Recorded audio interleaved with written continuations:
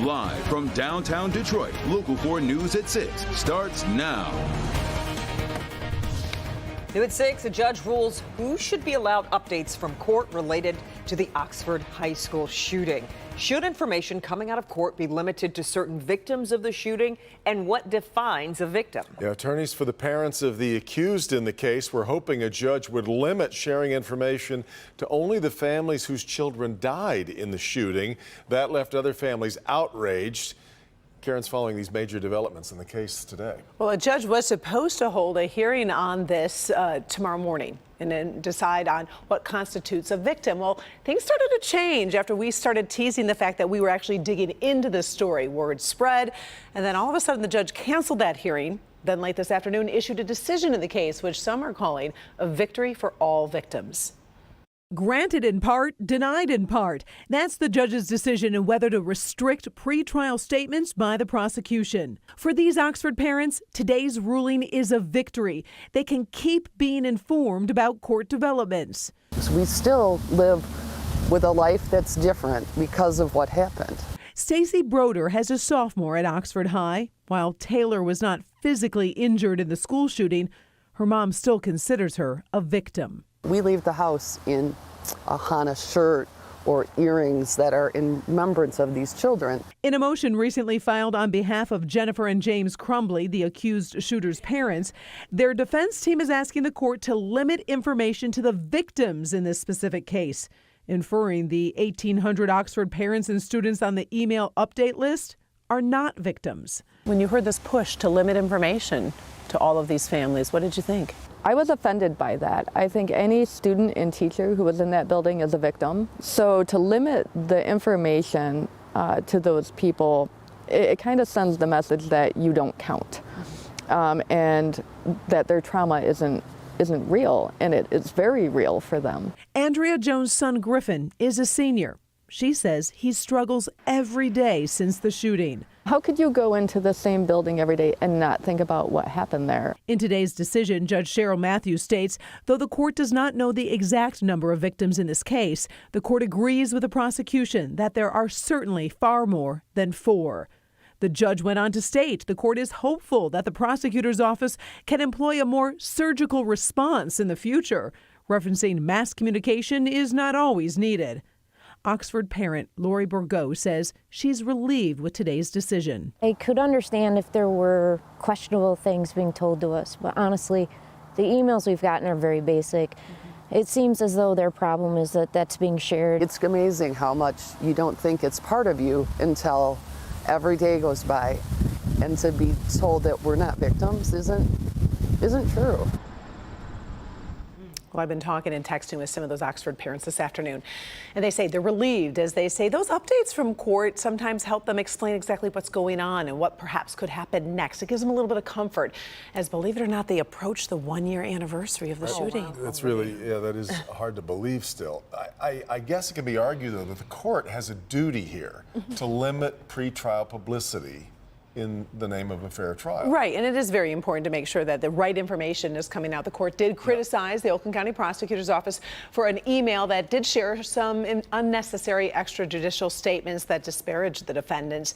As we know, there's a gag order in place as well, but really the big news today is that there is no limit on victims. There's so many people that have been affected by this, and they just want the information. Yeah, exactly. Understandably. All right. All right, let's get a quick check of the weather here. It has been a cold, pretty wet day across Metro Detroit. Forewarned weather meteorologist Kim Adams joins us with a look at the forecast. Kim?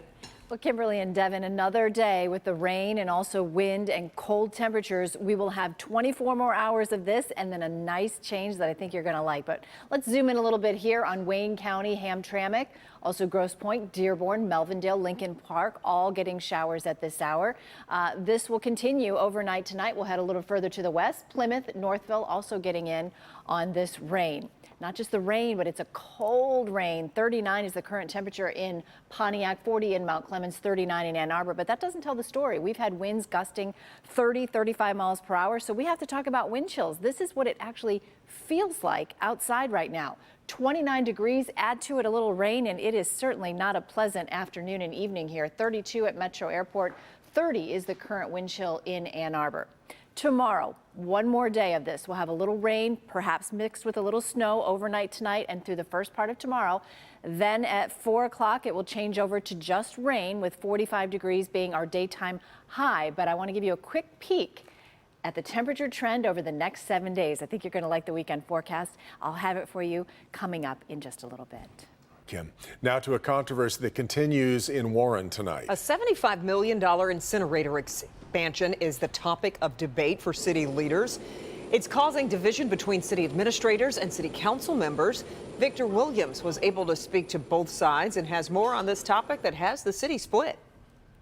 Well, this is the current incinerator that was installed back in 1971, and as you can see, it's still being put to good use, but now there seems to be a little bit of conflict between administration as well as city council on how they're going to break down forever chemicals moving forward. It's called a bioconioris because really what it is, it's a drying process with an incinerator on the back end. Warren city administrators are going head-to-head with city council over their plan to process sludge and wastewater. Warren Water Recovery Facility Superintendent Brian Clore, along with other administrators, would like to upgrade the current incinerator with new technology, adding the ability to get rid of dangerous chemicals like PFAS in a greener way. The material inside of it gets to such a certain dryness that it naturally combusts. When it naturally combusts, we go through and we capture that heat back off of it, which redoes the drying. City Council President Patrick Green says that's not at all good for the environment. From the state's environmental department, Eagle, it outlines several serious environmental concerns and health concerns related to the project. We're going to cut our natural gas usage by 95%. We're going to cut our carbon emissions by 90%. Council members, on the other hand, would like to see dried sludge in the ground to be used as fertilizer in a process called land application of biosolids. But Clore believes that's not a good idea. Land application of biosolids is a thing of the past, and it's actually a danger. At a past meeting, council members halted the project in a 5-2 vote, but the action was vetoed by Warren Mayor Jim Fouts. Council members also aren't happy with the fact that the public wasn't directly invited to discuss the matter. The public hearing notice was buried on page 251 of a 254-page project plan. It was posted per the SRF guidelines the way it had to be posted. And more than likely, this is not the last that we're going to hear about this matter, so of course, we'll stay on top of it. Victor Williams, Local 4. Hey, Victor, thanks. Police in Centerline are looking for whoever spray-painted racist and homophobic messages on private and city property. This is what it looked like today along the fencing on the I-696 service drive. Police say someone defaced the private fences of at least 3 homes, along with the city's sound barrier wall along the freeway. They used black and orange spray paint to write racist, homophobic messages, along with inappropriate symbols. The city is painting over the graffiti, promising to prosecute whoever painted it.